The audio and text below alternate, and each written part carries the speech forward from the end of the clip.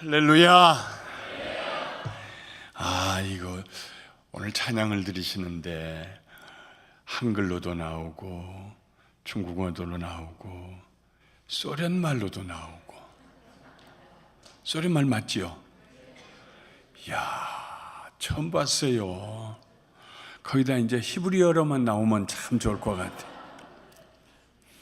와, 너무 신기해서 저는 그걸 쳐다보면서 아이고, 하나님 어떻게 이렇게 3개 국어 물어보지 않아도 여러분들 3개 국어가 능통하시겠죠. 믿음의 본질이 있습니다.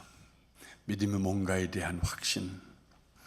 믿음은 살아계신 하나님을 믿는 것입니다. 믿음의 대상이 하나님 한 분. 하나님 한 분 외에 내게 없습니다. 믿음. 살아계신 하나님에 대해서 누가 그분이 어떤 분인데 믿으세요? 하고 물어보면 그분은 선하시고 인자하심이 풍성하신 하나님이십니다. 무슨 얘기인가요? 성품이 선하십니다. 악한 자라도 자식이 떡을 달라고 할 때 돌을 줄 자가 없고 생선을 달라고 할 때 뱀 잡아서 토막쳐 줄 자가 없는데 하물며 하늘에 계신 너희 아버지시겠느냐? 구하는 자에게 좋은 것으로 주시지 않겠냐? 하나님은 좋으신 하나님이십니다. He is so good. He is so good. 그런데 그분은 좋으신 성품을 가지실 뿐만 아니라 그의 선하심이 행동으로 나타납니다. 그게 인자하심입니다. 가장 확실한 행동은 사랑인데 그의 사랑이 십자가 위에 나타났습니다. 그의 아들을 우리를 위해서 내놓으셨습니다. 그러면 그 하나님을 믿는다고 하면 살아계신 하나님, 좋으신 하나님, 인자하신 하나님을 믿으면 어떻게 하는 거예요? 믿음은요, 행동입니다. 믿음은 묵상이나 관념이나 개념이 아닙니다. 그러므로 모든 성경에 항상 믿음 얘기가 나올 때는 행함이라는 말이 같이 따라옵니다. 믿음은 움직이는 에너지, 동력입니다. 그러면 그 믿음은 뭐 하는 거예요? 믿음 가지고 할 때 우리는 대답합니다. 하나님을 찾습니다. 나는 범사에 하나님을 찾습니다. 찾으면 어떻게 되죠? 상 주시는 하나님이십니다. 상 받은 거 있으세요? 그러면요, 간증이 있지요. 베드로가 말한 것처럼 너희에게 묻는 자들에게 대답할 온유할 말을 준비해라.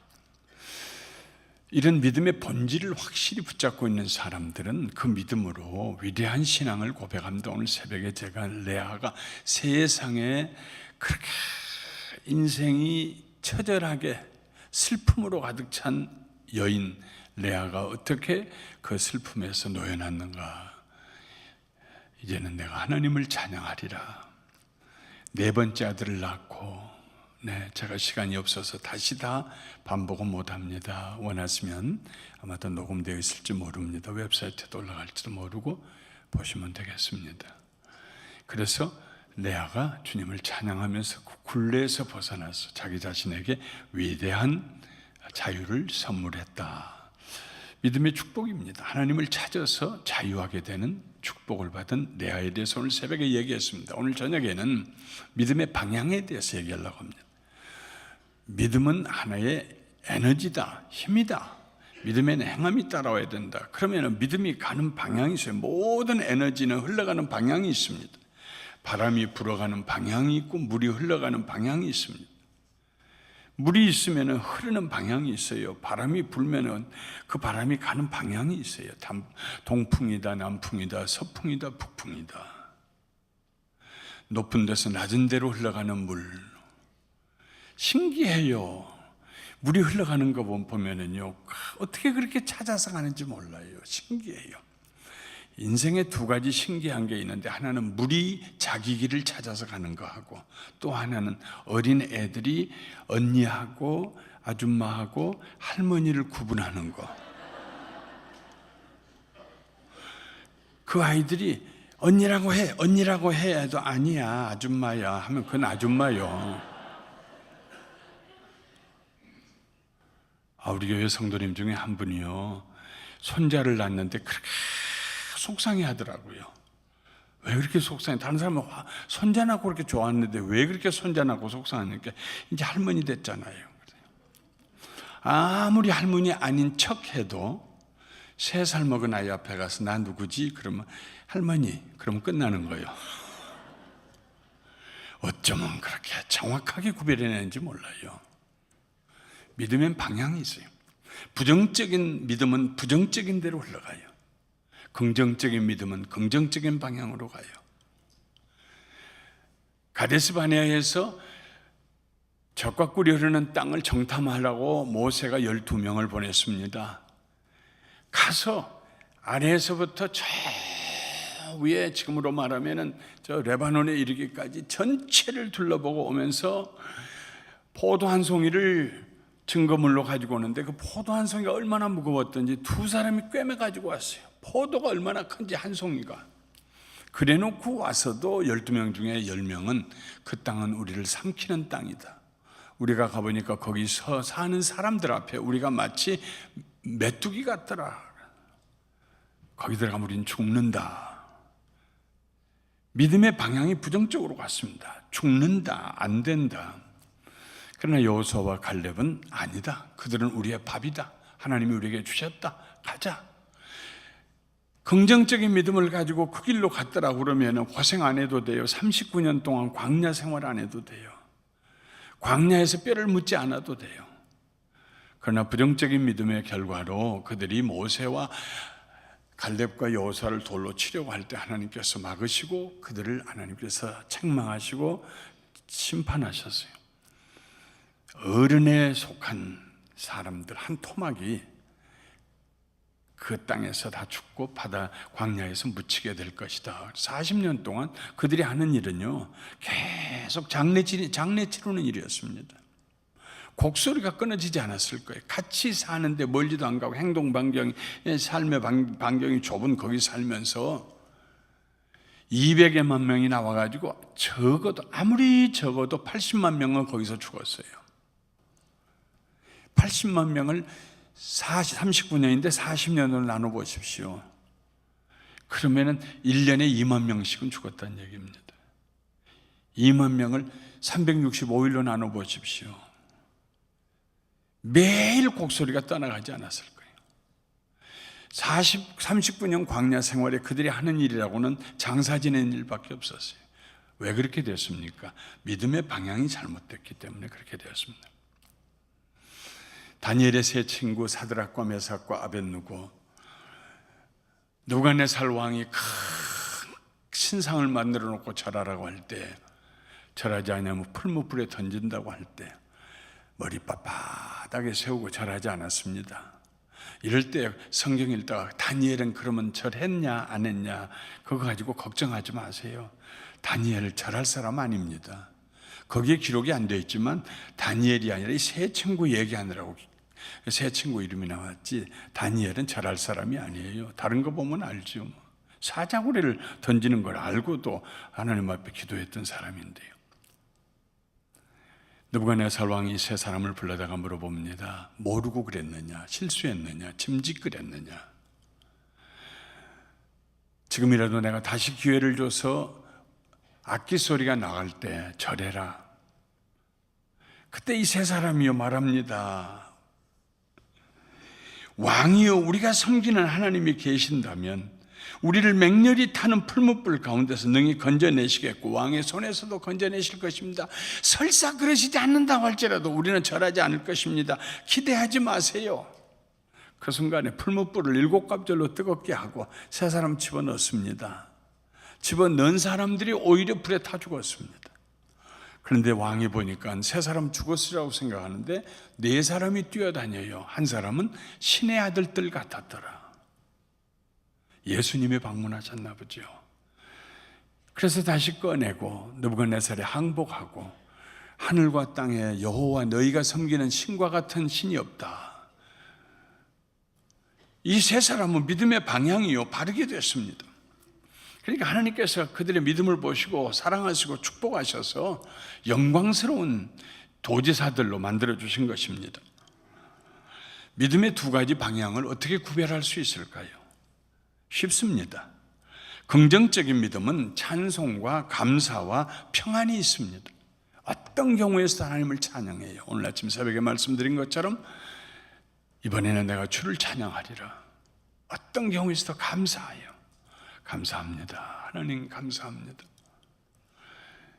범사에 감사해요. 하나님의 선하심과 인자하심을 믿기 때문에 두려워하지 않아요. 평안해요. 원망하지 않아요. 질투하지도 않아요. 하나님이 그를 축복하셨으면 같이 박수 쳐드려요. 잘하셨습니다. 하나님 참 잘하셨습니다. 내게 부족함이 없기 때문에, 내게 부족함이 있으면 시기하고 질투하겠지만 여호와는 나의 목자시니 내게 부족함이 없으리로다. 부정적인 믿음은 염려와 근심과 걱정과 불평이 계속됩니다. 감사할 줄 모르고 계속 불평해요. 예수님께서 10명의 문둥병자를 치료해 주셨습니다. 그런데 그 중에 한 명이 돌아왔어요. 여러분 누구에게인가 은혜 베풀었는데 그 사람은 감사할 줄 몰라. 10명 중에 한 명이 감사하면 예수님하고 똑같으신 줄 아시기 바랍니다. 예수님에게도 한 사람이 왔어요. 100명 중에 한 사람 감사하다고 그러면 많이 온 거예요. 은혜 베푼 것으로 끝내세요. 네. 은혜 베푼 거 내가 지부촉에다 적어놓고 감사하다고도 안 해. 그러면 나만 시험 들어요. 은혜는 베풀고 잊어버리셔야 돼요. 9명 안 왔어요. 각자 이유가 있었겠지요. 그러나 감사하기 위해서 온 그 한 사람은 병만 치료해 받았을 뿐만 아니라 구원도 받았습니다.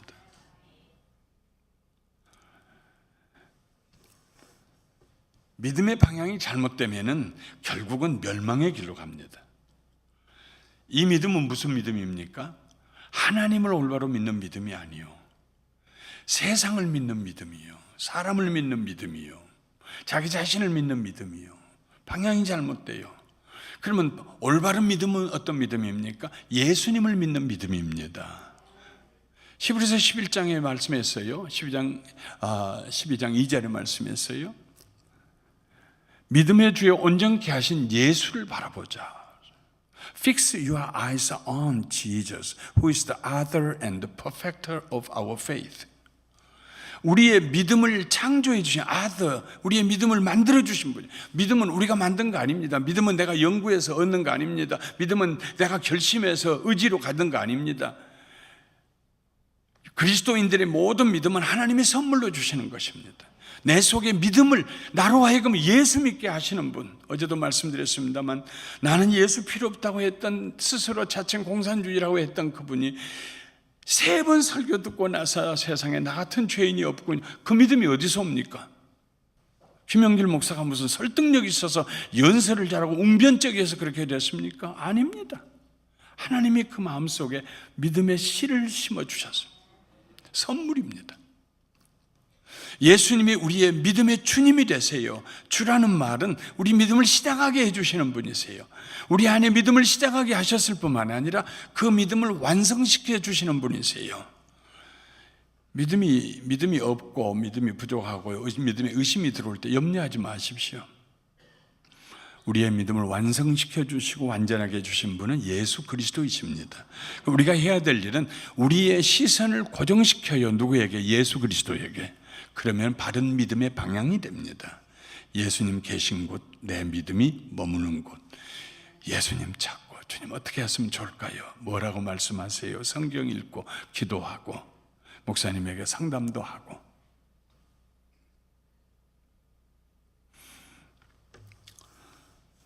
성경은 끊임없이 우리에게 말합니다. 여호와 앞에 잠잠하고 참고 기다리라. 자기 길이 형통하며 악한 꾀를 이루는 자 때문에 불평하지 말라. 분을 그치고 노를 버리고 불평하지 말라. 오히려 악을 만들 뿐이다. 어떤 환경에서도 하나님을 바라봐요. 하나님을 앙망하는 자는 새 힘을 얻으리니 걸어가도 피곤치 않고 달려가도 곤비치 않냐.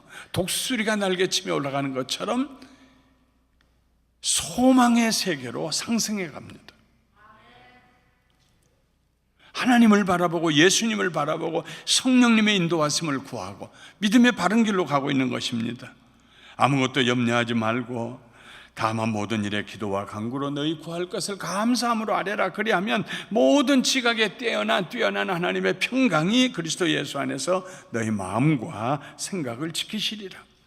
사람이 환경에다가 믿음을 두면, 사람에게 믿음을 두면은요, 부정적인 믿음이 돼 잘못대로 갑니다. 사람은 믿음의 대상이 아닙니다. 누구도 믿음의 대상이 아닙니다. 사람 믿지 마세요. 의심하라는 얘기가 아닙니다. 사람에게 믿음을 두지 말라는 얘기입니다. 사람은 사랑의 대상입니다. 믿음의 대상은 하나님이십니다.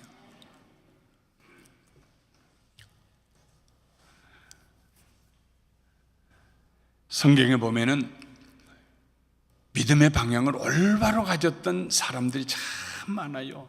우리가 잘 아는 모세도 그랬고 다윗도 그러고, 참 오직 하나님을 향하여 살았던 믿음의 사람들, 그 중에 한 사람이 요나단입니다. 사울 왕의 큰아들 요나단. 제가 오늘 저녁에 요나단 얘기를 좀 나누려고 합니다. 요나단은 이스라엘의 초대 왕이었던 사울 왕의 큰아들입니다. 사울이 왕이 되고 난 다음에 백성들을 다 돌려보내고 3,000명만 따로 남겨두었어요. 이제 나라에 군대가 생긴 것입니다. 그래서 그 3,000명 중에 2,000명은 자기와 함께 있게 하고 1,000명은 자기 아들 요나단에게 맡겨서 기브아라는 곳에 머물게 했습니다. 그때까지 이스라엘은 블레셋의 지배를 받고 있었어요. 하나님을 떠날 때마다 사사시대에 하나님께서 주변에 있는 나라들에게 이스라엘을 넘기셨어요. 그래서 고통을 당해서 7년, 20년, 심할 때는 40년 동안 고통을 당하다가 하나님 앞에 회개하고 울부짖으며 하나님께서 사사들을 보내셔가지고 이스라엘을 구원해 내셨습니다. 그 마지막에 사울이 왕이 되고, 사무엘 다음에 사무엘 다음에 사울이 왕이 되고, 그리고 그 사울로 인하여서 이스라엘의 왕조가 생겨납니다. 그러나 여전히 이스라엘의 왕도 생기고 왕의 주변에 군대도 생기고 했는데, 여전히 관습적으로 블레셋 사람들이, 저 지중해 연안에 살고 있는 블레셋 사람들이 와서 이스라엘을 지배하고 있었어요. 농사 지어놓으면 뺏어가고, 양이나 목축업을 해서 길러놓으면 가축 뺏어가고. 요나단이 견딜 수가 없었어요. 왜 하나님을 섬기는 우리 이스라엘 백성들이 저 블레셋 사람들, 하나님 모르는 우상 숭배하는 블레셋 사람들에게 지배를 받아야 되는가? 견딜 수가 없었어요. 그때 마침 기브아에 블레셋 사람들의 수비대가 있었습니다. 전진 기지가 있었습니다. 그래서 요나단이 자기에게 있는 군대를 데리고 가서 그 전진 기지의 수비대를 쳐버렸어요. 블레셋 사람들을 죽이고 점령해버렸어요. 그러니까 블레셋 사람들이 왕 세우더니 이제 우리하고 전쟁해보자고 하고 군대를 일으켰습니다.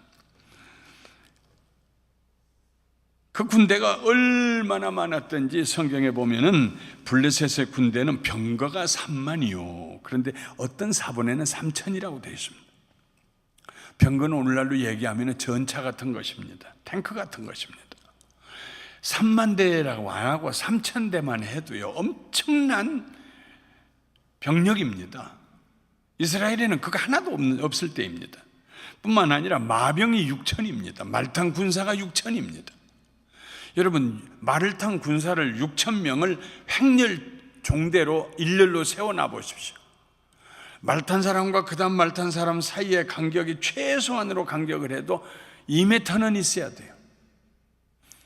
6,000명을 2m로 계산을 하면 12,000m입니다. 12km입니다. 말탄 사람들을, 블레셋에서 말탄 사람들을 일렬 행대로 쫙 세워놓으면요 12km 다 볼 수도 없어요. 그리고 그냥 보병은 바다의 모래수와 같아 셀 수도 없다 그랬습니다. 이 사람들이 이스라엘을 치기 위해서 올라왔습니다. 그 사람들을 보고 이스라엘의 군사들 3,000명 중에서 다 도망갔습니다. 대부분은 요단강을 건너 도망가고 남은 숫자는 겨우 600여 명에 불과했습니다. 그나마도 바위 틈과 통을 속에 숨어 들어가고 아무도 싸울 생각, 사울 왕부터도 숨었어요. 왕도 아예 자기 조금 남은 한 주먹도 안 되는 군사 데리고 자기 아들 요나단이 있는 줄 알고 도망을 왔어요. 말이 군사이지 칼을 든 사람은, 무기라고 칼을 든 사람은 사울 왕하고 그의 아들 요나단밖에 없습니다. 3,000명이 무기가 없어요. 도망가고 남은 600명도 무기가 없어요. 전부 몽둥이 들고 온 사람들이요.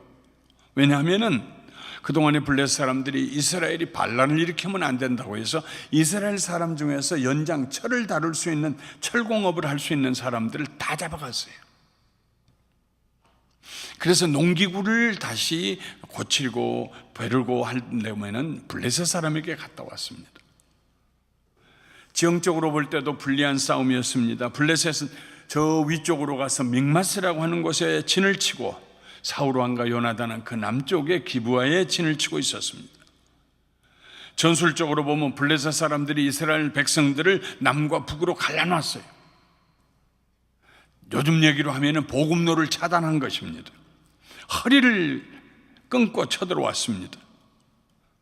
다행히 믹마스, 블레셋 사람들이 있는 믹마스하고 요나단과 사울 왕이 있는 기브아 사이에 계곡이 있었어요. 북쪽에도 절벽이 있고 남쪽에도 절벽이 있었어요. 북쪽에서 믹마스에서 절벽이 일어나서 뚝 떨어지고 기브아에서 남쪽에서 절벽이 일어나서 뚝 떨어지고 그 사이에 계곡이 있었습니다. 지금도 구글에 들어가서 가벼이 자세히 살펴보면 그 계곡이 지금도 있어요. 지금으로부터 거의 3,000년 전, 3,100년 전 얘기입니다. 아마도 지금은 많이 메꿔졌겠죠. 여러분, 한국에서 옛날에 어렸을 때 살던 집에 한번 가보세요. 그 집 앞에 있는 돌멩이, 이렇게 낙수물 떨어지는데 돌멩이 이렇게 놨던 그 돌멩이들 없어졌어요.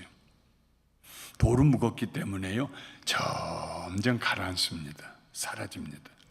그래서 옛날에 있는 건물들을, 유적지를 발굴하면은요, 뭐 5m 아래 있고 10m 아래 나오고 하는 건 두 가지 이유 때문이요. 돌로 만든 건물들이 가라앉았고 또 거기에 전부 먼지나 흙먼지들이 날라와서 쌓였기 때문에 그러는 거예요. 저도 참 이상했어요. 내가 어렸을 때에는 낙수물이 떨어진 초막집, 지붕으로 연 그런 초가집에 낙수물이 떨어지는 거기가 앞에 그 물이 들어오지 못하도록 돌로 이렇게 전부 이렇게 큰 돌, 작은 돌 해서 해놨는데 그때 그 돌들이 컸어요. 근데 한 20년 후에 보니까는요, 전부 땅 속에 묻혀가지고 요만큼씩밖에 안 보여요. 지금은 봐도 그렇게 크지 않은 계곡이지만 그 당시에는 아마 깊은 계곡이었을 거예요. 3,000년 전 얘기입니다.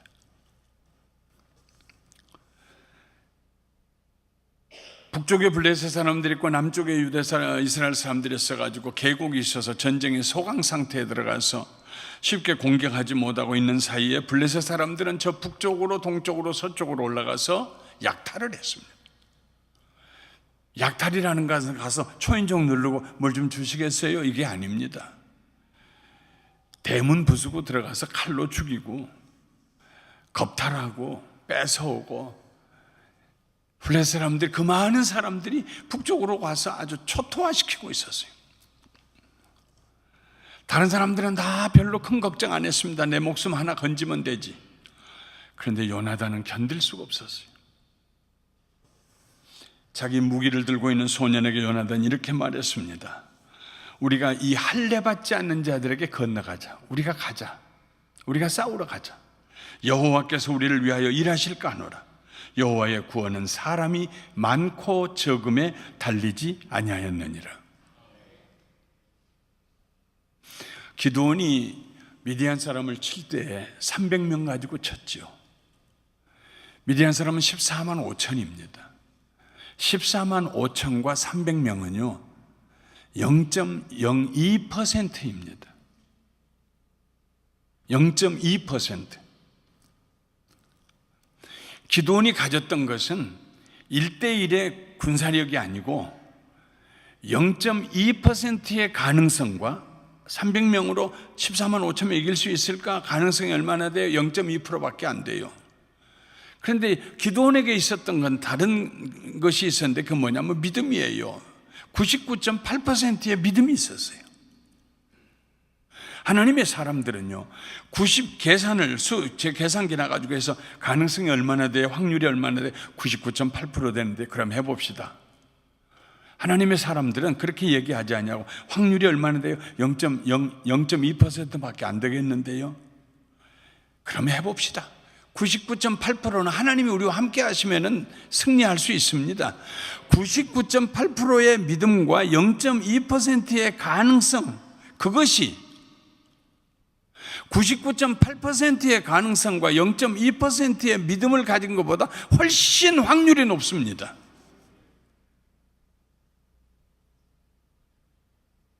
잘 계산이 안 되거든 가서 사사기에 가서 한번 읽어보시고 계산해 보십시오. 0.2%의 가능성, 99.8%의 믿음. 가서 미디안 이겼어요. 승리했어요. 300명 중에 한 명도 죽지 않았어요. 대승리를 했습니다. 요나단의 마음의 믿음에 있는 것은 무엇이냐면, 헤아릴 수 없는 바다의 모래수와 같은 저 블레셋 사람들, 그리고 6,000명의 기마병들, 3,000개의 수레들, 이거보다도 하나님이 우리와 함께 하시면 우리가 이길 수 있다. 하나님의 구원은 사람의 숫자에 많고 적음에 달리지 아니하였다. 이게 믿음입니다. 믿음의 방향이 안 돼. 계산해 보니까 안 돼. 저렇게 많은 사람 우리가 할 수 있냐? 안 돼. 이거 믿음의 방향이 잘못된 것입니다. 환경을 보는 것입니다. 그러나 하나님이 우리와 함께 하시면은 숫자 상관없어. 하나님 우리와 함께만 하시면 너하고 나하고 가도 이긴다. 여러분, 이런 믿음을 2019년에 가지시기를 주님의 이름으로 축원합니다. 하나님이 우리와 함께 하시면은, 여보, 가진 것 없지만 하나님 우리와 함께 하시면은 금년에 우리는 복받는 해다.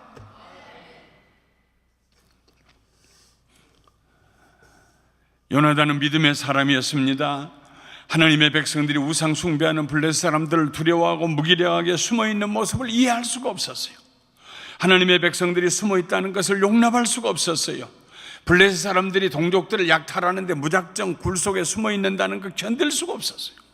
믿음의 사람들은 생각이 다릅니다. 안 돼 하고 얘기할 때 왜 안 돼? 믿음의 사람들은 생각이, 그리고 언제나 역사는, 창조적인 역사는 이런 믿음의 사람들에 의해서 시작이 되는 것입니다. 요나단은 아버지에게 가서 아버지를 설득시키지 않았어요. 아버지의 지도력에 불평하거나 도전할 생각도 없었습니다. 어떤 사람들은 다른 사람 때문에 나는 내 믿음이 역사할 수가 없어. 다른 사람들 때문에. 아닙니다. 사랑은 언제나 함께 가고 믿음은 혼자 갑니다. 믿음은 같이 가기 때문에 가는 거 아니에요. 사랑은 함께 가야 돼요. 사랑이 혼자 가면 교만하고 이기적이 돼요. 그러나 믿음은 다른 사람 설득시켜서 가려고 그러면 가도 못해요. 오도 못해요. 사울왕 아버지에게 가서, 아버지, 하나님 우리와 함께 계시는데 우리가 이길 수 있습니다. 아버지. 사울이 그런 믿음 가졌으면 벌써 갔지요. 두려워서 숨어있는 아버지한테 아무리 얘기해도 안 통해요. 요나단이 만일 군대들, 이스라엘 백성들을 찾아가서 우리가 이길 수 있다, 하나님 우리와 함께 하신다, 하나님 천지와 만물을 지으신 분이다, 설득, 한 사람도 설득 안 당해요. 그 설득하려고 하면 요나단이 자기 평생 다 보내야 돼요. 요나단은 혼자 일어났습니다. 자기 병기든 자에게 말했습니다. 자기 생각을 들려주고 넌 어떻게 생각하니? 하고 물은 것입니다. 요나단이. 그랬더니 소년이 이렇게 대답했습니다. 당신의 마음에 있는 대로 다 행하여 앞서가소서. 내가 당신과 마음을 같이하여 따르리이다. 무슨 말이냐면 당신이 방향만 잡으세요. 내가 따라가겠습니다. 요나단 옆에서 무기라고 별것도 없는 거 그거 들고 따라다니는 소위 부관입니다. 같이 있으면서 믿음의 영향을 받았어요. 여러분, 복받기를 원하시거든 믿음의 사람들과 동행하시기를 주님의 이름으로 축원합니다. 안 된다, 안 된다, 안 돼, 하나님도 안 돼, 이런 분들은 사랑은 하시되 동행은 하지 마세요. 자꾸 얘기 들으면 영향을 받아요. 근데 어떤 사람들은요, 믿음이 있어요. 걱정하지 마세요. 걱정하지 마세요. 하나님 우리와 함께 하십니다. 그런 사람 곁에 있으면 믿음이 흘러 들어와요. 옛날에 제가 여의도 교회에서 신앙계라고 하는 월간지를 한 7년 만들고 있었는데요. 여의도 순복음교회에서. 그때 제가 거기서 로고스회라고 하는 교수들 한 150명 교수들을 모아가지고 로고스회라는 회의를, 교수회를 만들었습니다. 근데 그 중에 한 분이에요. 독일에서 경제학으로 박사학위를 받고 숙명여자대학교 교수를 하시던 분이었습니다. 그분이 저에게 자기 구역의 구역장님을 자랑을 그렇게 많이 하세요. 소장님, 우리 구역장님은 얼마나 훌륭한지 모른다. 우리 구역장님 얼마나 훌륭. 우리 구역에는 교수들이 셋이 있는데 얼마나 우리들이 그 구역장님을 존경하고 사랑하는지 모른다. 하도 입이 닳게 하도 자랑을 해서 교수님들이, 박사들이, 여자 박사들이, 또 다른 구역 식구도 있겠지만 그렇게 존경하는 구역장님은 어떤 분일까 궁금해서 물어봤어요. 어떤 분이세요? 권사님이세요? 그래요. 권사님이 무슨 일을 하시고 어떻게, 그러니까 그분이, 그 교수님, 숙명대 교수님이 그래요. 우리 구역장님은요, 마포시장에서 콩나물을 팔아요. 마포시장에 들어가는 초입에서 콩나물을 판대요. 콩나물 파시는 나이 드신 권사님이래요. 그런데 3명의 박사학위를 해외에서 하고 온 교수님들이 그냥 깜빡 죽었어. 그 권사님한테요. 뭐 때문에 그래요? 권사님에 비해서 믿음의 말이 나오거든요. 공부 많이 안 했지만은 그렇게 대학교 가지 않으신 분이지만요, 대학 교수를 등을 탁 걱정하지 마. 아무개 박사 걱정하지 마. 하나님이 살아계셔 함께 하셔. 여기에 그냥 그 믿음의 흡인력이 빨려 들어가 가지고요, 우리 구역장님 같은 분 안 계세요. 우리 구역장님. 여러분 인생을 살면서 누구에겐가 여러분의 믿음으로 축복을 나누어 줄 수 있게 되시기를 주님의 이름으로 축원합니다. 걱정하지 마세요. 걱정하지 마세요. 그냥 하는 말입니까? 입에 바를 말입니까? 아닙니다. 성경에 염려하지 말라고 그랬어요. 하나님 우리와 함께 하시기 때문에 염려하지 말라고 그랬어요. 믿음을 고백하는 거예요. 오늘 저녁 식사하면서 제가 그 얘기를 했습니다마는, 한국에서 오신 어떤 50대 후반의 부부가 와서 LA에서는 그 소위 플릿 마켓이라고 하는 쏘암밋, 좀 가격이 좀 싼 물건들을 갖다가 이렇게 파는 그런 쏘암밋이 많이 있었는데 한참 유행할 때입니다. 와서 부부가 그걸 하나를 구입을 해가지고 장사를 하는 거예요. 근데 뭐 영어도 모르고 스페니쉬도 모르고, 그래서 걱정하면서 그 권사님이 와서 제 아내한테, 그래도 목사님 사모님이니까 뭔가 문제 해결해 줄 수 있을 거다 싶어, 사모님 나는 어떻게 하면 좋아? 나는 영어도 한마디도 못하는데 아빠가 겁도 없이 저렇게 가게부터 인수해가지고 물건을 팔았는데 멕시칸들이 오면 입이 딱 붙어가지고 입이 말이 떨어지지 않는데 뭐라고 해야 할지를 몰라나. 그러니까 제 아내가요, 영어 어려운 거 아니라고, 걱정하지 마시라고, 딱 한마디만 하면 된다고. 그게 뭔데? 그러니까 제 아내가 따라서 하라고. No problem. 아주 발음을 좋게 해가지고, 뭐 제 아내도 영어 잘 못합니다만 No problem. 권사님 해봐. No problem. 강조를 해가지고 하는 거예요. no를 쫙 빼면서 No problem. 그래서 그거 하나는 아주 똑 떨어지게 이제 배웠어요. 그런데 해가지고 몇 달이 안 됐는데 자기 남편이 스트로크에 와가지고 가게 앞에서 쓰러져 버리고 말았어요. 그러니까 911에 주변 사람들이 전화를 해가지고 그냥 소방대 막 앵앵거리고 와가지고 왔어요. 오면 물어보잖아요. 언제는 쓰러졌느냐, 어떻게 쓰러졌느냐. 근데 물어보는 질문마다 No problem. 언제 쓰러졌냐? No problem. 그러니까 말이 안 되니까 그만두고 싣고 가버렸어요. 근데 하나님의 은혜로 내 입술에 말대로 열매를 하나님 맺혀 한 달 만에 걸어 나왔어요. No problem. 누군가 우리에게 와서 얘기할 때 큰일 났네, 아이고 어떡하면 좋아, 그 일을 큰일 났네. 저는 목회하면서 한 번도 내 입에서 한 번도 나가지 않는 말이 하나가 있어요. 큰일 났네.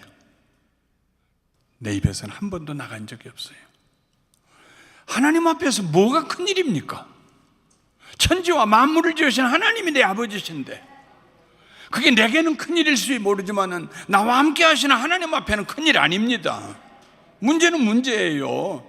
실제로 문제 팩트예요. 그러나 큰일은 아니에요. 감사합니다, 하나님. 또 해결될 줄 믿습니다, 하나님. 이 일을 통해서 하나님 영광이 드러날 줄 믿습니다. 하나님 살아계신 걸 체험할 줄 믿습니다. 할렐루야, 감사합니다. 다 같이 no problem.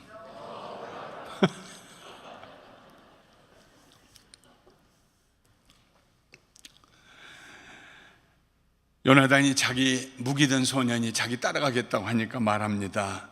보라, 우리가 그 사람들에게로 건너가서 그들에게 보이리니 그들이 만일 이같이 우리에게 이르기를 우리가 너희에게로 가기를 기다리라 하면 우리는 우리 곳에 가만히 서서 그들에게로 올라가지 말 것이요, 그들이 만일 이같이 말하기를 우리에게로 올라오라 하면 우리가 올라갈 것은 여호와께서 그들을 우리 손에 붙이셨음이니 이것이 우리에게 표징이 되리라.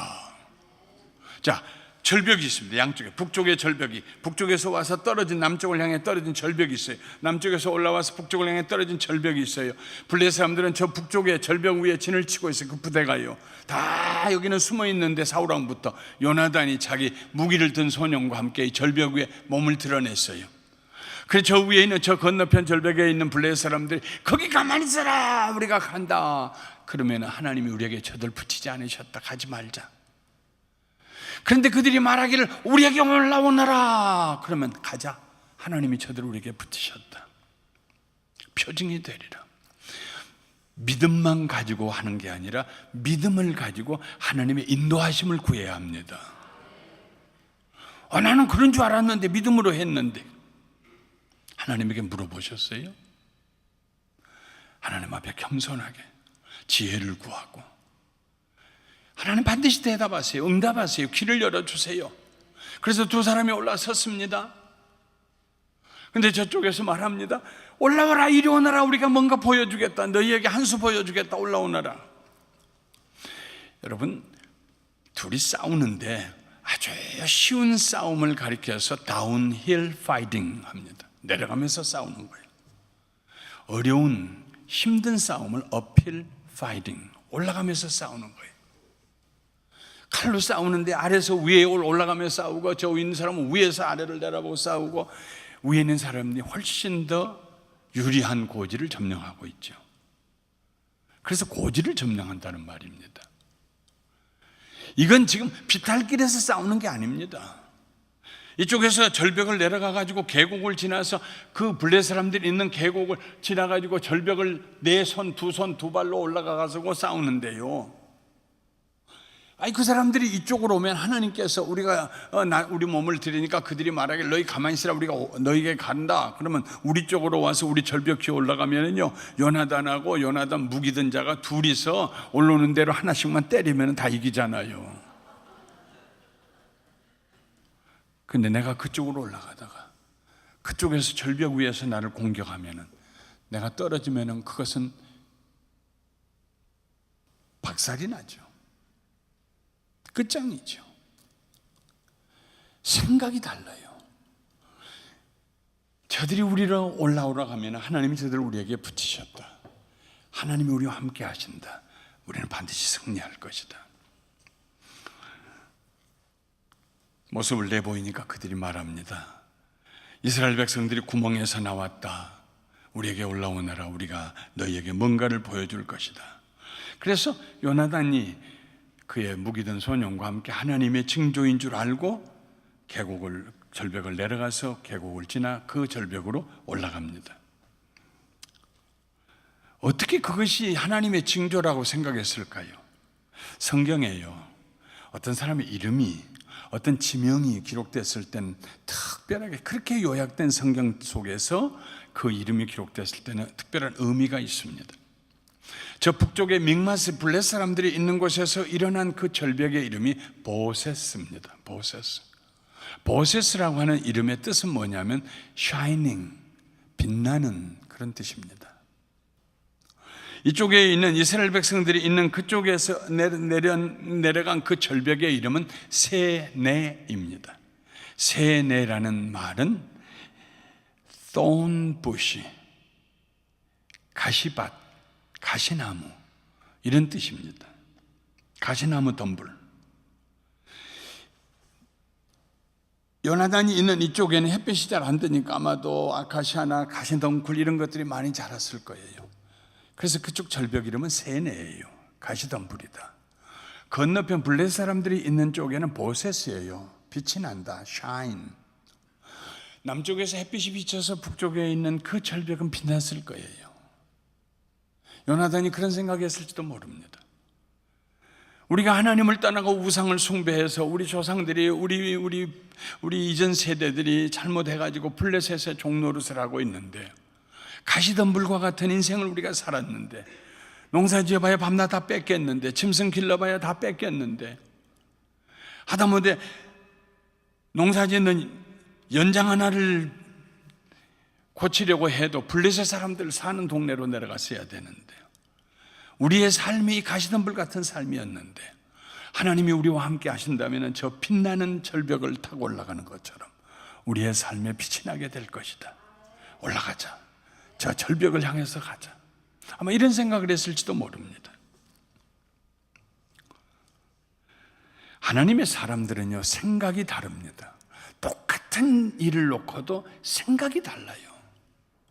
똑같은 상황을 놓고도 믿음이 없는 사람들의 말과 믿음이 있는 사람들의 말은 달라요.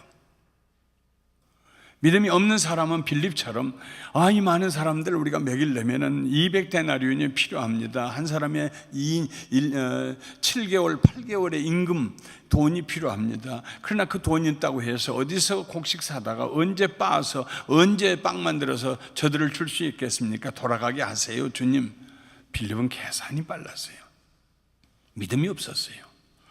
그러나 안드레는 너희가 먹여라 하는 예수님의 말씀을 듣고 말씀하셨으니까 하고 순종하고 갔는데, 가보니까 어린애 한 끼 음식밖에 없어요. 조그만 보리떡 5덩어리, 조그만 거, 조그만 물고기 2마리. 안드레 자신도 이거 가지고 뭐 하는가 싶었습니다. 그러나 예수님에게 와서 말합니다. 이것이 내가 찾은 것입니다. 이것으로 무슨 소용이 있겠습니까? 믿음의 사람들은요, 불가능한 것 같은 보이는 상황에도 하나님이 나와 함께 하시면 길이 있다, 해결의 길이 있다 찾아 나섭니다. 네. 믿음이 없으면은요, 가능성의 길이 보여도요, 불가능하다고 주저앉습니다. 요나단, 하나님이 우리와 함께 하시면 하나님의 구원은 사람의 많고 적음에 달리지 아니하였다. 전쟁에서 승리할 수 있는 놀라운 전략입니다.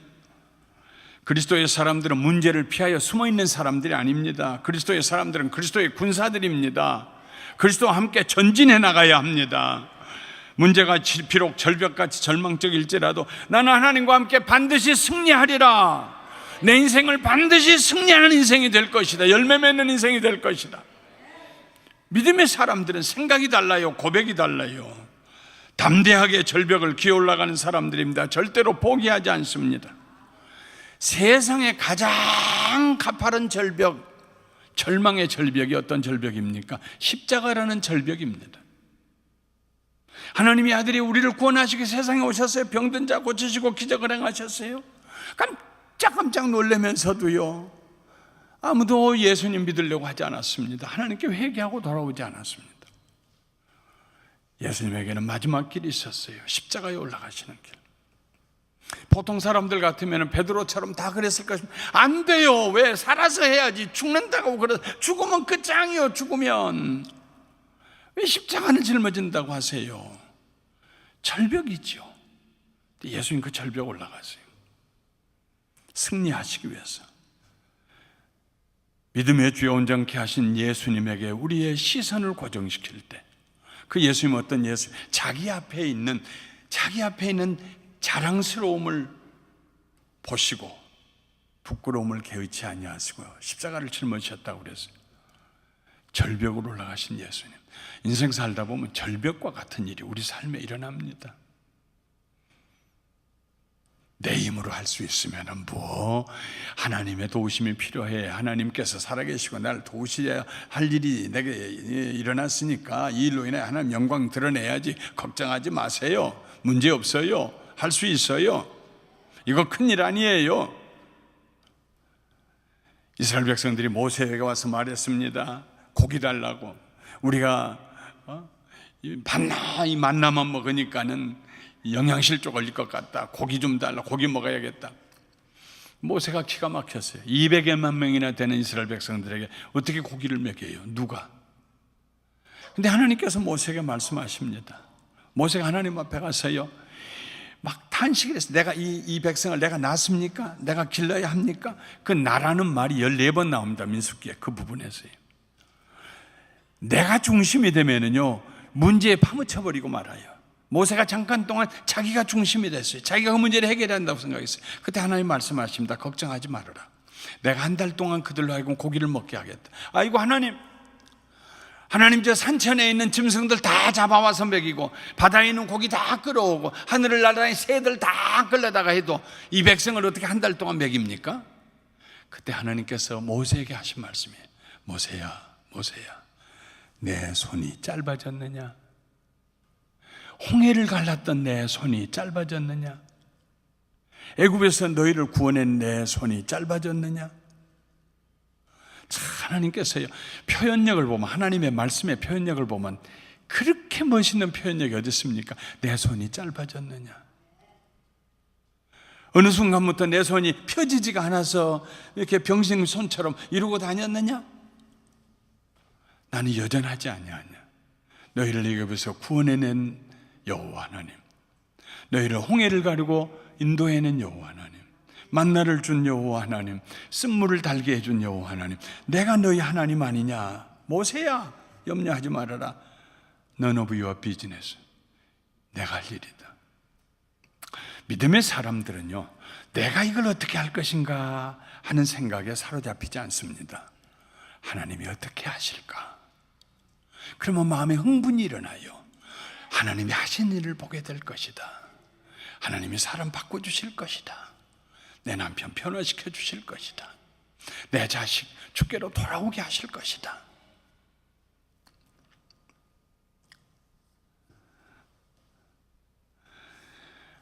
요나단이 절벽으로 올라갔습니다.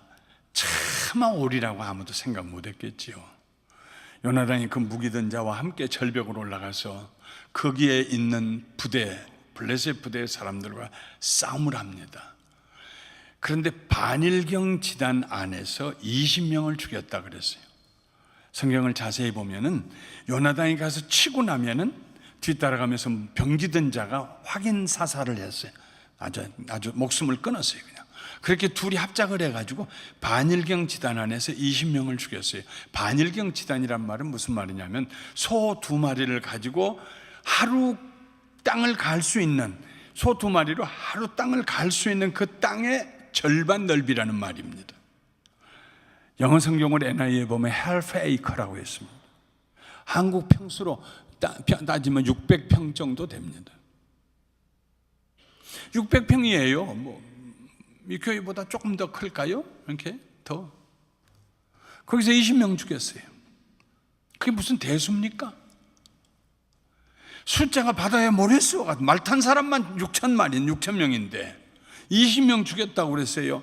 200명 죽였다고 그러면 큰 대수입니까? 200명 죽이고 나면 요나단 자신이 기진맥진해가지고 아마 죽게 될 것입니다.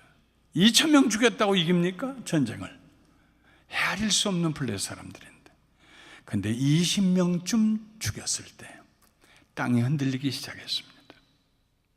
떨림이 임하였습니다.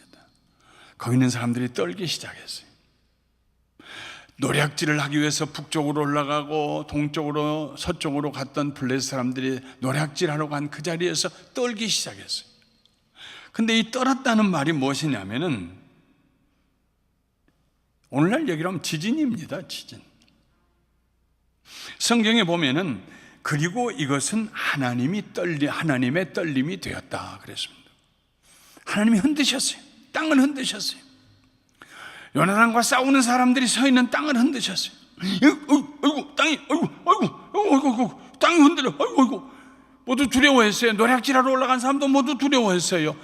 지진이 나고 땅이 흔들리는데 두려워하지 않은 사람 딱 두 사람밖에 없었어요. 요나단하고 무기든 자. 믿음의 사람들은 땅이 흔들릴 때도 두려워하지 않아요. 그 상황을 어떻게 이해합니까? 하나님 우리와 함께 하신다.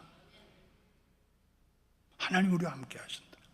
그 순간에 블레셋 진영에 있던 사람들이 태도를 바꿨어요. 이 사람들은 누구냐면 블레셋 사람들의 동네에 내려가 살고 있던 이스라엘 사람들입니다.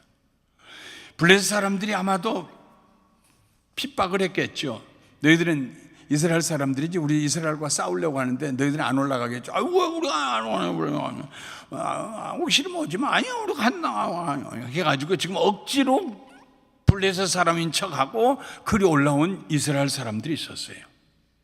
이 사람들이 보니까 겨우 2명의 이스라엘 사람들이 올라와 가지고 그 많은 블레셋 사람들과 싸우고 있어요.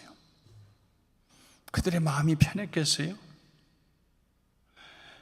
나는 누구인가 생각하니까 우리가 이래서는 안 되지. 그래서 요나단의 편이 됐습니다. 그래서 요나단과 그 블레셋 진영에 살던 이스라엘 사람들이 하나가 돼가지고 싸우기 시작했어요.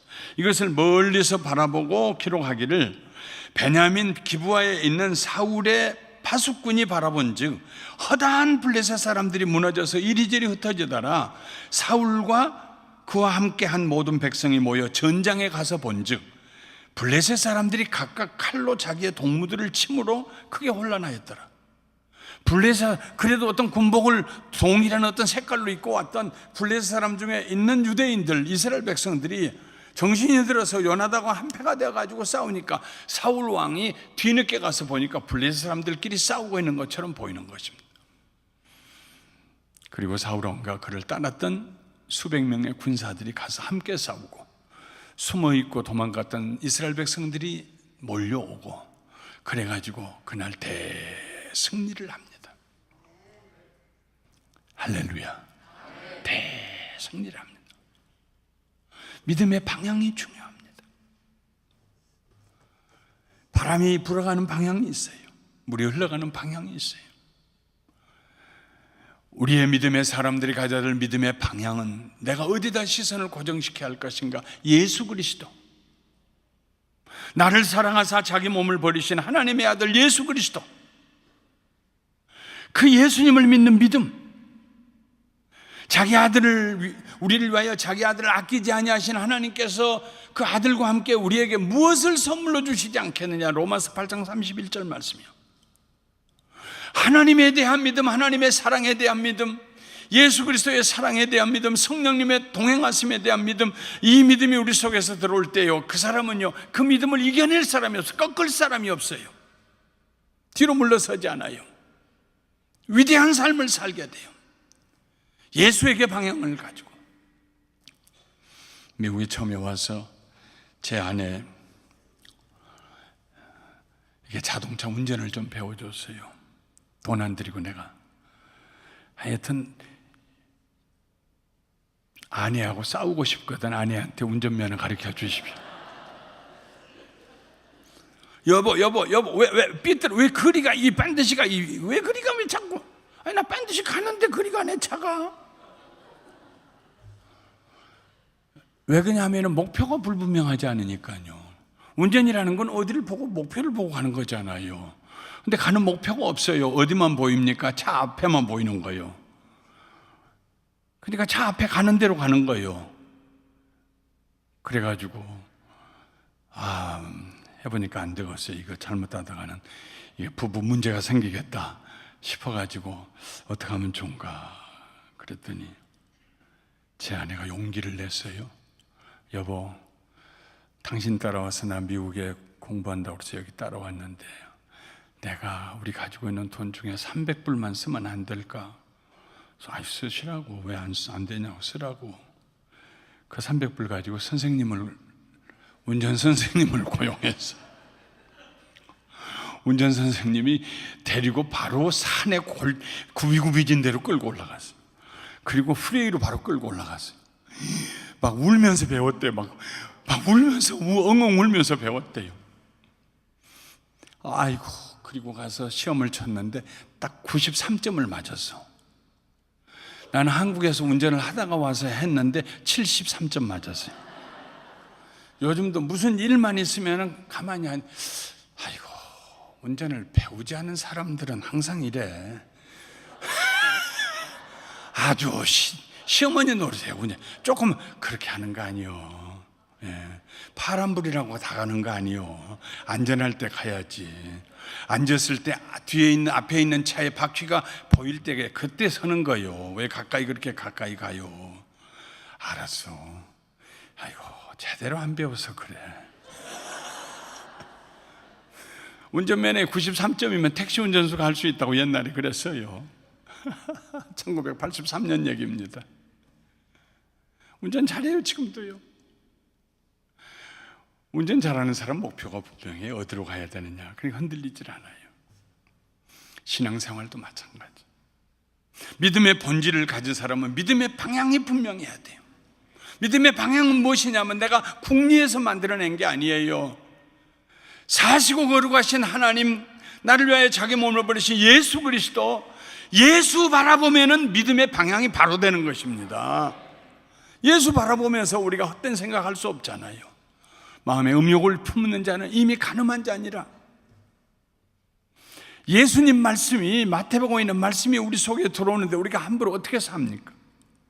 제자가 되는 것은 업사이드 다운입니다. 뒤집어 놓는 것입니다.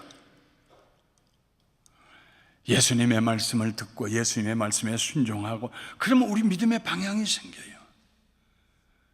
어찌하여 두려워했느냐, 믿음이 적은 자여.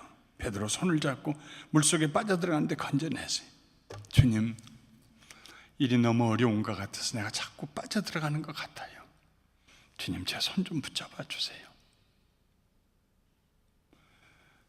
믿음의 방향이 바르게 돼요. 블레 사람들이 도망가기 시작했습니다. 이스라엘 사람들이 흥이 나서 숨었던 사람들이 다 나와가지고 쫓아가면서 대승리를 하고 전리품을 챙기고요. 사람이 한번 두려워서 도망가면요, 돌아설 수가 없어요. 블레 사람들이 다 도망가요. 질문이 하나 마음에 떠오릅니다. 그때 하나님은 어디 계셨을까? 물론 우리가 하나님은 요나단과 함께 절벽을 함께 올라가고 계셨습니다, 그렇게 대답할 수도 있겠죠. 그러나 조금 더 말씀을 묵상해 보면 요나단이 하나님을 의지하고 하나님의 구원은 사람의 숫자에 많고 적음에 달리지 아니하였다 하면서 절벽을, 이 보세스 빛나는 절벽, 우리 민족에게 하나님의 축복받아 빛나는 세월이 올 것이다 하고 그 절벽으로 올라갈 때 하나님은 어디 계셨을까? 어떤 대답을 할 수 있을까요? 하나님은 블레셋 진영에서 요나단을 기다리고 계셨습니다.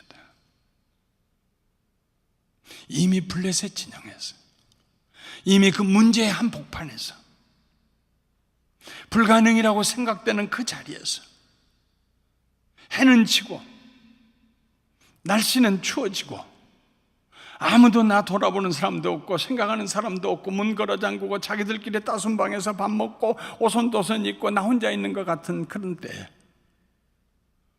하나님께서는 바로 그 자리에서 우리를 기다리고 계십니다.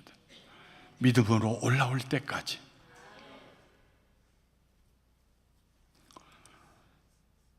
아무 일도 안 하시고 하나님 기다리고 계셨어요. 하나님에 대한 절대 믿음을 가지고 요나단이 끝까지 포기하지 아니하고 절벽을 올라와서 칼을 들 때, 반일경 지단 안에서 20명을 칠 때, 그때 하나님께서 역사하기 시작합니다. 하나님이 땅을 흔드셨어요. 블레셋 사람들의 마음에 두려움이 들어가기 시작했어요. 사람이 두려운데 어떻게 이깁니까? 칼 들 힘이 없는데 무서워서 어떻게 블레셋 사람들이 이깁니까? 추풍낙엽이죠.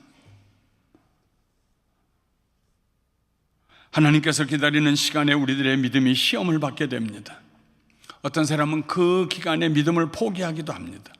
염려하고 두려워하며 원망합니다. 그러나 요나단은 원망할 시간이 없었습니다. 믿음은 명상이 아닙니다. 믿음은 단순한 생각도 아닙니다. 믿음은 행동입니다. 믿음은 움직이는 거예요. 믿음으로 행동하는 사람은 하나님께서 기다리는 시간에 아무도 없는 것 같은 그런 시간에 사막과 같은 그 길을 하나님을 찬양하면서 갑니다. 하나님을 찬양하면서 갑니다. 절대 소망을 가지고 갑니다. 하나님은 이런 사람을 기다리세요. 그 사람을 통해서 영광 받으시기를 원하세요. 은혜와 축복의 절벽 위에서 기다리고 계세요. 하나님께서는 그렇게 요셉을 기다리셨습니다. 어디에서 기다리셨습니까? 애굽에서 기다리셨습니다. 하나님께서는 그렇게 적과 꿀이 흐르는 땅에서 여호수아를 기다리고 계셨습니다. 하나님께서는 그렇게 여리고 성에서 상천하지에 너희 하나님과 같은 분이 없다고 고백하는 기생 라합을 기다리고 계셨습니다. 하나님께서는 그렇게 헤브론에서 아무도 이길 수 없다고 생각하는 난공불락의 요새인의 헤브론에서 갈렙을 기다리고 계셨습니다. 하나님께서는 그렇게 미디안의 14만 5천 명의 미디안 진영 가운데서 기드온을 기다리고 계셨습니다. 하나님은 그렇게 바벨론에서 다니엘을 기다리고 계셨어요. 하나님은 우리가 절벽처럼 생각하는, 불가능하다고 생각하는 그 자리에서 우리를 기다리고 계십니다. 히브리서 12장 1절에 있는 말씀처럼 이름으로 우리에게 구름같이 둘러싼 허다한 증인들이 있으니 모든 무거운 것과 얽매이기 쉬운 죄를 벗어버리고 인내로서 우리 앞에 당한 경주를 경주하자. 우리 앞서갔던 믿음의 선진들이요, 우리를 향해서 박수를 치면서 낙심하지 마요, 조금 더 달려요, 조금 더 달려요, 꼬린점이 가까이 왔어요, 일어나세요, 단련하세요, 일어나세요, 낙심하지 마세요, 일어나세요. 허다한 증인들, 이민와 살면서 크고 작은 어려움이 왜 없겠습니까? 낙심하지 마십시오. 하나님께서는 그 문제의 한복판에서 우리를 기다리고 계십니다. 우리를 돕기 위해서.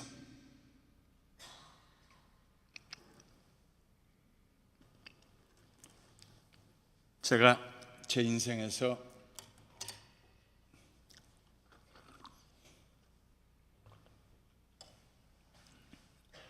가장 존경하는 한 분을 말씀드리겠습니다. 가장 존경하는 분입니다. 이분은 저의 작은 어머님이십니다.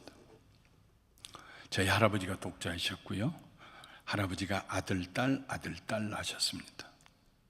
큰아들이 제 아버지입니다. 아들, 딸, 그 딸은 16세 시집가 가지고 19살에 과부가 되어 오셔서 87에 제 품에서 돌아가신 고모님입니다. 첫째 고모님. 그 다음에 둘째 아들이 있습니다. 이 둘째 아드님 제 작은 아버님은 결혼했는데 자식이 없었어요. 그래서 80에 세상을 떠나십니다. 60에 징용호에 끌려가셔서 만주에서 일본 사람들 위해서 참호파하고 먼지가 눈에 들어가고 그걸 부비고 하다가 동공이 상하셔가지고 60세 되었을 때, 제가 국민학교 6학년 때 전주 예수병원에 가셔서 한 번 수술하시고, 수술이 잘못돼서가 아니라 이미 안 보이기 시작했는데 한 번 수술하시고 다시는 볼 수 없어서 60세부터 80세까지 밖을 나가지 않냐 방 안에만 계시다가 앞을 못 보시고 80에 세상을 떠나셨습니다. 막내 고모님은 제가 본 적이 없습니다. 저희 아버님은 딸 위로 5을 낳으시고 그리고 저를 막내로 하나를 낳았어요. 제 막내 누나하고 저 사이는 5살의 차이가 있습니다. 어머님이 저를 43살에 낳으셨어요. 어머님이 저를 43살에 낳을 때 결혼했으나 자식이 없는 그 작은 어머님은 40살이셨어요. 그때는 이미 그분이 예수님을 믿을 때입니다. 왜냐하면 16세 시집 갔다가 19살에 홀로 되시고 과부가 되어 와 계시는 고모님이 44살에 예수님을 믿고 영접하고 아편을 끊고 담배도 끊고 그리고 아주 특별하게 열심을 가진 신앙생활을 하셨기 때문에 온 가족이 다 예수님을 믿게 되었습니다. 이 작은 어머님 특별한 분입니다. 전라남도 완도군, 옛날에는 금일면인데 지금은 금일읍이라고 부르는 섬이죠. 금일읍 소랑리라고 하는 조그마한 섬에서 태어나신 분이에요. 소년 시절에 목에 병이 있어가지고 냄새가 나고 곪고 그랬다고 그래요. 홍기를 놓쳤는지 자기보다 나이가 10살이 많은 저희 작은 아버지하고 결혼을 했어요. 근데 자식이 없었어요. 제가 태어났을 때에 딸을 위로 5을 낳고 어쩌다가 생각도 안 왔는데 어머님이 43세 저를 낳게 되니까 아버님이 저거 보나마나 딸이다 하고 상기가 있어서 배가 아파서 아기가 속에서 도는데 우리 아버님은 동네에 놀러 가버리셨어요. 추운 겨울에 12월 음력 12월 23일 1947년 돼지띠죠. 12월 23일 눈이 많이 치고 그 동네에서 좀 떨어진 겨우 방 한 칸 있고 부엌 하나 있는 가난한 집에 5살 먹은 딸과 7살 먹은 딸이 두 아이가 쳐다보고 있는 데서 저희 어머님이 저를 낳으셨다고 그래요. 방황하고 부엌으로 나가는 조그만 창문, 봉창문, 고문에서 발로 문 설줄을 밀면서 혼자 낳으셨대요. 그리고 나서 또 딸이면 그냥 엎으려고 생각하셨대요. 옛날에는 엎으면 죽는다고 생각했잖아요. 요즘은 엎어놓으면 그때 엎어놨으면 두상이라도 내가 입을 텐데. 근데 추운 겨울에 옷도 안 입고 나왔으니까 이게 딸인지 아들인지 구분이 안 돼서 그래서 이불 속에다 집어넣어 놓고 본인의 탯줄을 다 자르고 정리를 하고 다 씻고 그리고 꺼내보니까 아들이라. 제가 광산김씨의 어떤 파에 13대 종손으로 태어났습니다. 우리 집에 아들이 태어났다. 가서 저 한 1마일 반 떨어진 데 사는 작은 아버지 작은 어머니 집 거기 고모님이 있는데 그 고모님한테 가서 아들 낳았다고 얘기해라. 눈밭을 뚫고 제 누이 둘이 5살 7살이 손잡고 와서 그 소식을 전했습니다. 근데 이전에 둘째 큰 누나 아래에 아들이 하나 낳았는데 2살 때 세상을 떠났대요. 43살에 낳았어요. 가난한 집이에요. 43살에 가난한 집에 낳았으니까 젖도 안 나오고 저러다가 또 잃어버리면 안 된다 싶어서 고모님이, 강하신 고모님이 6개월 만에 저를 강제로 데려다가 작은 집에서 저를 기르셨다고 그래요. 그래도 작은 집은 보리두물이라도 먹을 수 있으니까 그거 끓여가지고 먹이셨다고 그래요. 그리고 아버님은 양복 만드는 기술이 있어서 이제 조상 볼 면목이 생겼다고 돈 벌어야 된다고 아들 낳았다고 그래서 고향을 떠나셨어요. 어머님하고. 그래서 국민학교 다닐 때까지 들어갈 때까지 그 전에도 오셨겠지만 그때 처음으로 아버님 국민학교 1학년 때 아버님을 뵀어요. 와서 내 옷을 사서 단추를 달아줬던 기억이 처음 기억이에요. 그리고 작은 집에서 살았어요. 작은 어머니도 어머니라고 부르고 어머니도 어머니라고 부르고 그래서 세 집의 아들 하나로 그렇게 태어났습니다.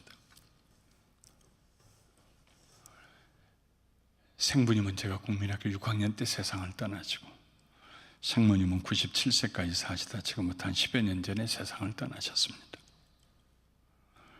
그 작은 어머님이 얼마나 인색하신지 자기를 위해서는 뭘 하신 적이 없어요. 겨울에는 미군 부대에서 나온 국방색 담요 하나 가지고 몸빼 하나 입어서 입으시고 그 위에다가 호치마 2개 두르시고 여름에는 호치마 하나 두르시고 일하고 와서 해지면 시계도 없고 전기도 없는 데서 해가 지면 얼른 저녁 해 잡수시고 석유가 아깝다고 빨리 등불 끄시고 그리고 그 뒤에 혼입을 호치마 그 뒤집어 쓰시고 그냥 주무시고 사이렌 소리가 처음 부는 사이렌이 통행금지 사이렌이고 두 번째 12시에 부는 사이렌이 이제는 다니지 마세요 하는 두 번째 사이렌인데 두 번째 사이렌이 새벽 4시에 통금 해제 사이렌인 줄 알고 가끔 12시에 교회 가서 겨울에는 눈을 맞고 종탑 밑에서 기도하시던 분이에요. 자기를 위해서는 구리모 하나, 크림 하나, 요즘 같으면 말이죠, 이게 얼굴 때 뺀다고 이게 때 먼저 지우는 크림 있잖아요. 그거를 옛날에는 막 바르고 번질번질하고 바르고 다닐 때입니다. 그 구리모 한번 발라본 적이 없어요. 얼굴도 아주 구리빛이에요. 밤낮 들판에 사시니까. 남자 얼굴 같아요. 머리털도 다 빠졌어요. 머리털이 다 빠지셔가지고 비녀 하나를 지탱을 못해요. 걸핏하면 비녀가 이렇게 흘러와 있어요. 손톱을 가위로 깎는 걸 본 적이 없어요. 항상 흙을 파고 손으로 하시다가 손톱이 다 닳아져가지고 가위로 손톱을 깎는 법을 본 적이 없어요. 여름이 되면은 아야 아야 하고 들어오세요. 왜 그래요? 뱀이 물었다. 한여름이면 2번씩은, 마침 독사가 아니어서 다행이지요, 무사가 2번씩은 물어요, 손을. 그러고 오세요. 일꾼사서 할 수 있는 일 자신이 다 해요. 아무것도 없는 집안에 시집 와가지고 혼자서 199에서 제가 중학교 들어갈 무렵에는 논이 13마지기가 되고 밭이 10마지기가 되고 동네 가운데 3칸집이 의젓하게 생겨나고 중농이 됐어요.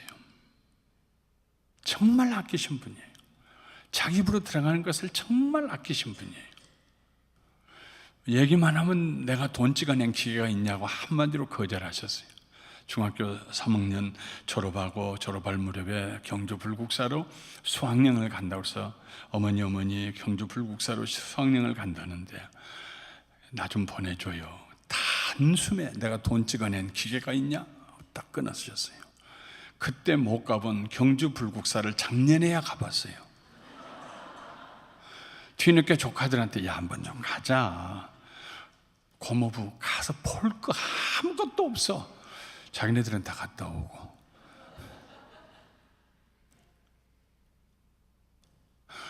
그렇게 시골에서 중학교를 졸업하고 그리고 고등학교, 시골에 있는 농업고등학교에 들어갔어요. 내 주변에 무슨 사촌도 없고 팔촌도 없고 대학교 간 사람도 없고 그저 시골에 서 있는 게 농업고등학교 하나 있으니까 그거 졸업하고 그것 하면 끝나겠지.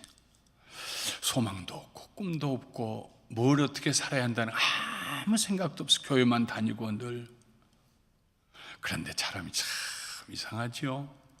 중학교 2학년 3학년 때부터 고등학교 다닐 때 그 앞에서 부는 눈보라 바람을 맞고 1.5마일 떨어진 교회를 수요일 저녁에 더 가면서요, 막 얼마나 바람이 센지 그냥 거의 30도로 몸을 굽혀가지고 앞으로 걸어가야 돼. 그렇지 않으면 뒤로 물러가니까요.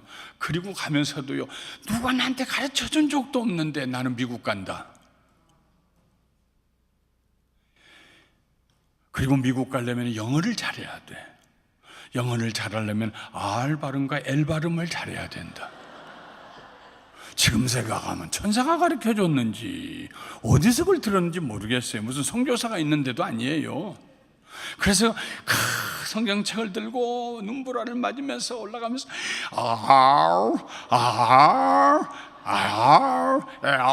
하고 그리고 올라갔는데 33살에 미국에 유학을 올 줄 누가 알았겠어요?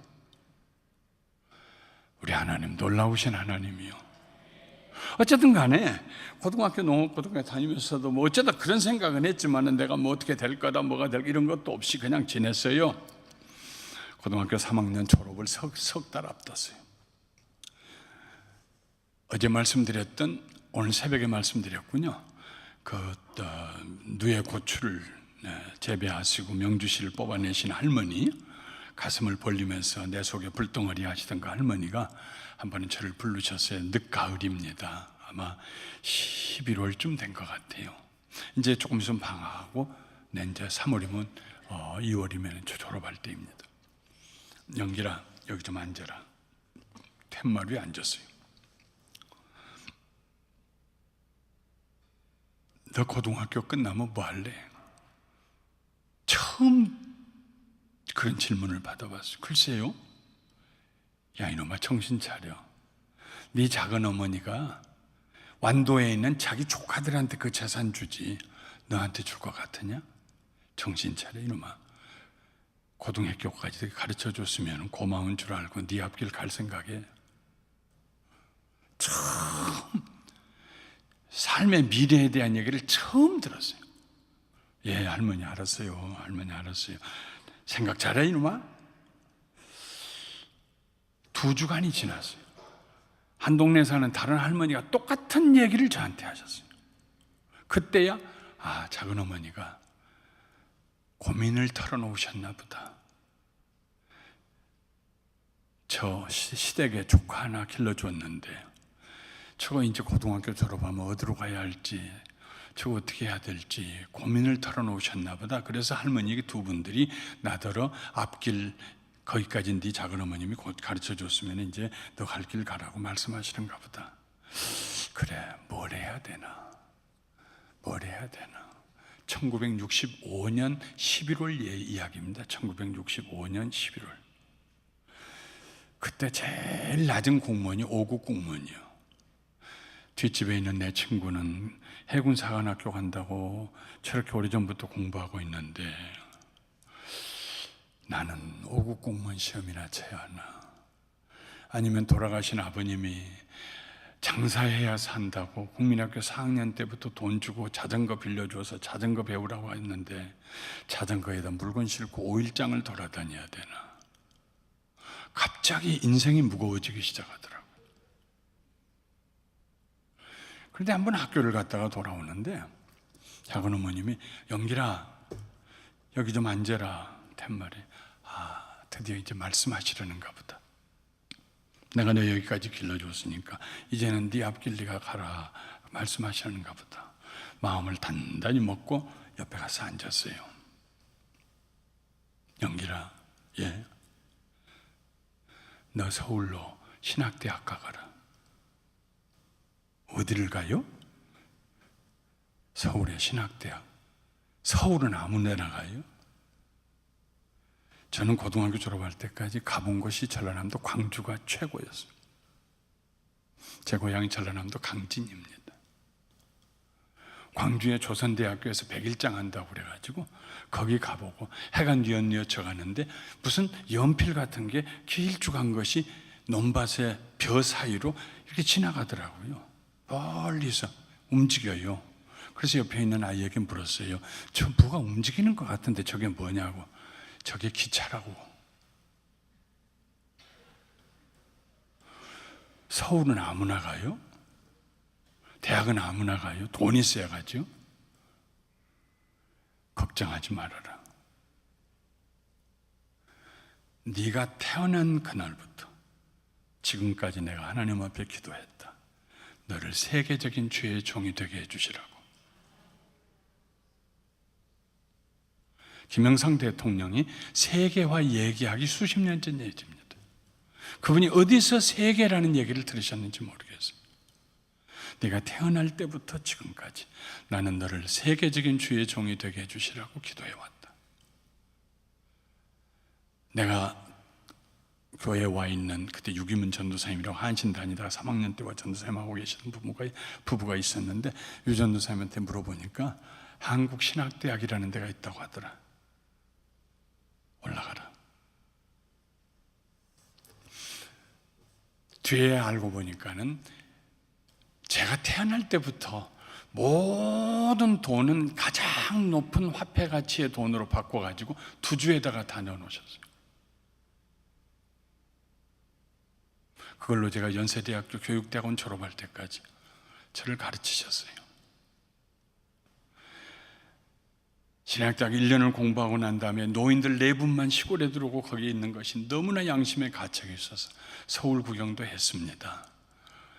대학도 와봤습니다. 이제 내려가서 농사 지으면서 어르신 노인들 모시겠습니다 할 때 다른 사람 손을 빌려서 편지를 보내왔어요. 내려올 생각하지 말아라. 그분에게 한글을 가르치려고 그렇게 애를 썼는데 한글을 못 읽고 못 배우셨어요. 숫자도 10개 이상은 못 세요. 10가지는 세요. 11부터는 아무리 가르쳐드려도 못 세요. 그런데 돈은 100만 원도 세고 1000만 원도 세요. 십진법을 사용해가지고 100원짜리 10개 해가지고 한쪽에 놓고 100원짜리 10개 해가지고 두 번째 가로로 놓고 100원짜리 10개 또 이쪽으로 놓고 이거 10개 되면은 10만 원이 되고 10만 원짜리 다발 10개 하면 100만 원이 되고 돈은 얼마든지 세요. 그런데 11, 12는 못 세요. 특별하신 분이셨어요. 가장 가치 높은, 화폐 가치 높은 돈으로 바꿔서 투주 속에다 다 넣으셨어요. 그분의 꿈은 일념이 하나였어요. 하나님이 주신 아들, 주의 종이 되게 하는 것. 마지막에 제가 13년 만에 목사가 되는데 마지막 차를 꺾었던 분이 그분이에요. 살아서요? 아니요.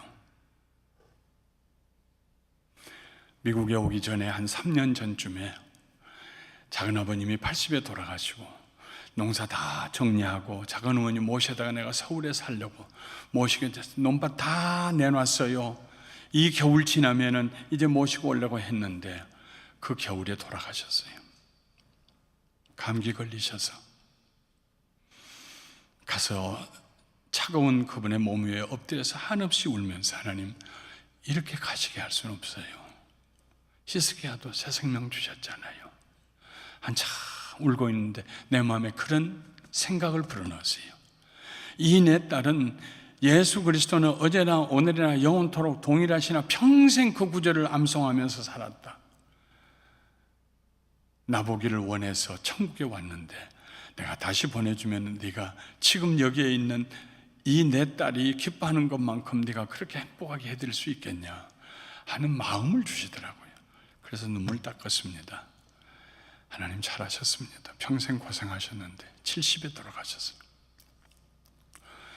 그분이 애쓰고 수고하셨던 재산 다 팔아서 가지고 있다가 미국에 와서 제가 목회를 시작하면서 목회 6년 만에 교회를 살 때 그분의 돈을 다 거기다 그분 이름으로 넣어드렸습니다.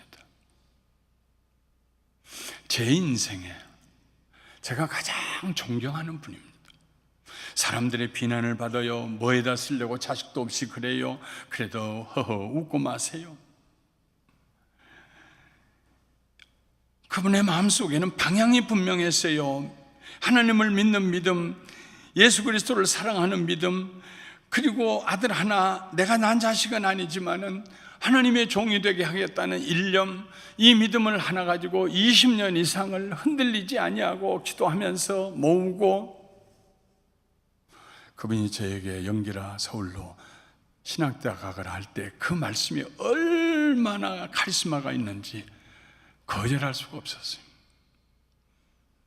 목회를 해야 하나 하고 생각할 때 돌아가셨지만 그분이 옆에 계시면은 뭐라고 말씀하실까 그 생각을 하니까 더 미룰 수가 없어서 목사가 됐어요. 참 지혜로운 분이에요. 어렸을 때 제가 부잡스러워서 동네 사람들 토마토 막대기 심어놓는 그거 중요한 건데 그거 칼싸움한다고 애들하고 다 갖다 동네 사람들 토마토 막대기 다 분질러 놓으면은요 쫓아다니면서 그냥 하는 게 아니라 제 아버지의 조남을 얘기하면서 아무개 새끼 저거 아무개 새끼 저거 그리고 할 때 작은아버님이 짝대기를 들고 발목을 분질러 놓는다고 나를 쫓아다니고 나는 마당 앞으로 뒤로 도망다니고 짝대기를 들고 내 발목이 지금까지 성하게 남은 것이 기적이요.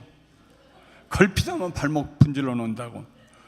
그때 부엌에 계시다가 치마에다 물 손 묻히고 나와서 그 작은아버지 앞을 탁 가로막고 하시는 말씀이 그냥 둬요. 사람은 12번 되는 거예요. 70이 넘은 이 시간에도 나는 늘 내 자신에게 묻습니다. 김영길이라고 하는 사람은 지금쯤 몇 번쯤 되었을까? 7번쯤 된 것 같아. 앞으로도 3번은 더 변화될 것 같아. 그냥 둬요. 사람은 12번 되는 거예요. 그 시골에서 자라서 계속 인생이 업그레이드 되어 왔어요. 그때마다 귀한 분들을 만나게 하시고 배우게 하시고 여기에 이르게 했어요. 무슨 일이 있으면 저는 앉아서 하나님 앞에 기도하고 말씀 읽고 묵상하고 합니다. 그러면서 또 한 가지 하는 게 있어요. 작은 어머님을 옆에 모시고 와요. 어머니 같으면 어떻게 했을 거였어요?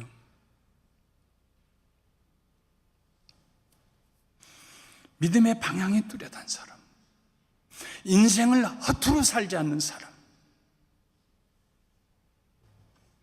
예수 그리스도는 어제나 오늘이나 영원히 동일하시다는 확신을 가지고 살았던 위대한 믿음의 인물.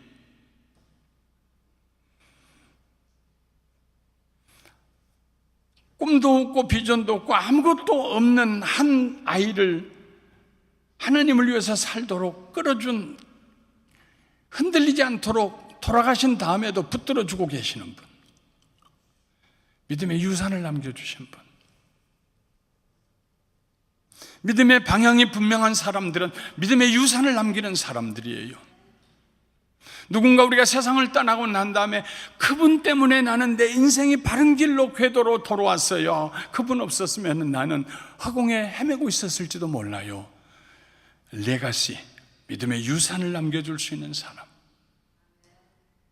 요나단은 그런 사람이었습니다. 모든 믿음에는 그 믿음이 가리키는 방향이 있습니다. 부정적인 믿음은 부정적인 방향이 있어요. 긍정적인 믿음, 하나님을 믿는 믿음은 임마누엘의 방향이 있어요. 내가 원하는 대로 하나님을 설득하려고 하지 않습니다. 하나님이 원하시는 쪽으로 갑니다. 하나님의 뜻을 구하면서 절대 주권을 가지고 섭리하신 하나님과 동행하는 믿음의 올바른 방향을 따라서 갑니다. 내 고집 부리지 않습니다. 하나님의 뜻이 이루어지기를 소원하며 갑니다. 하나님과 동행하려면 거룩해야 됩니다. 늘 자기를 돌아보고 회개해야 됩니다. 죄인은 하나님과 동행할 수가 없어요. 회개하고 용서받은 죄인과 하나님이 동행하십니다. 늘 거룩함에 유의해야 됩니다. 내 생각을 거룩하게, 내 입술의 말을 거룩하게. 우리 마음에 스스로 책망할 일이 없어야 합니다. 다윗처럼 우리는 기도해야 합니다. 주의 얼굴을 내 죄에서 돌이키시고 내 모든 죄악을 지워주소서. 하나님이여, 내 속에 정한 마음을 깨끗한 마음을 창조하시고 내 안에 정직한 영을 새롭게 하소서.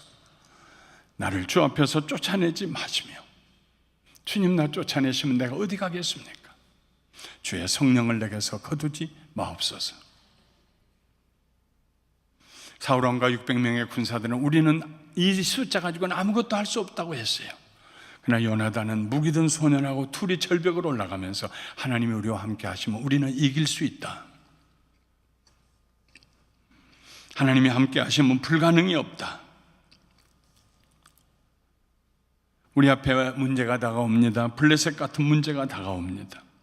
2019년에 그런 문제를 만나시거든 회피하지 마십시오. 돌아서지 마십시오. 먼저 입술로 고백부터 하십시오. 문제 없다. No problem.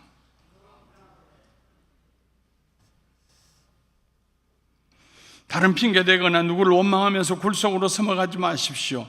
문제가 무엇이든지 간에 그 문제가 얼마나 크든지 간에 하나님에 대한 믿음을 가지고 동행하면은 문제는 우리 발 밑에 밟히게 될 줄 믿습니다. 비록 그렇게 하는 것이 적군이 내려다보고 있는 절벽을 기어 올라가는 것처럼 무모하게 보일지라도 주님과 함께 그 절벽 올라가십시오. 사람들의 보기에는 절망의 절벽이지만 믿음의 사람들의 보기에는 소망과 승리의 절벽입니다. 내가 물 가운데로 지날 때 내가 너와 함께 할 것이라. 강을 건널 때 물이 너를 침몰하지 못할 것이며 내가 불 가운데로 행할 때 타지도 아니할 것이요 불꽃이 너를 사르지도 못하리니 대전하는 여호와 내 하나님이요 이스라엘의 거룩한 자여 내 구원자임이니라. 무슨 말씀입니까? 내가 너를 버리지 아니하고 너와 함께 가리라. 함께 가리라.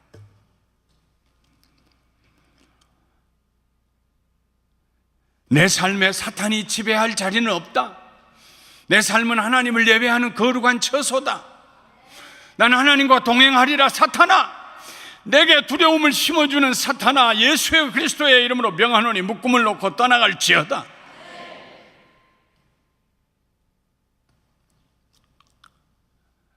우리에게 승리 주시기 위해서 그 문제 가운데서 우리를 기다리고 계신 하나님, 내가 하나님의 영광을 보이리라. 내 친구들에게, 내 친척들에게 하나님의 영광을 보이리라. 우리가 믿는 하나님 살아계신 하나님이십니다. 구원하신 하나님이십니다. 선하시고 인자하신 하나님이십니다. 찾는 자에게 상 주시는 하나님이십니다. 그러면 거기에다가 믿음의 방향을 정하십시오. 위대한 승리의 한 해가 되시기를 주님의 이름으로 축원합니다. 하나님 아버지, 이제 우리가 하나님을 찬양하려고 합니다.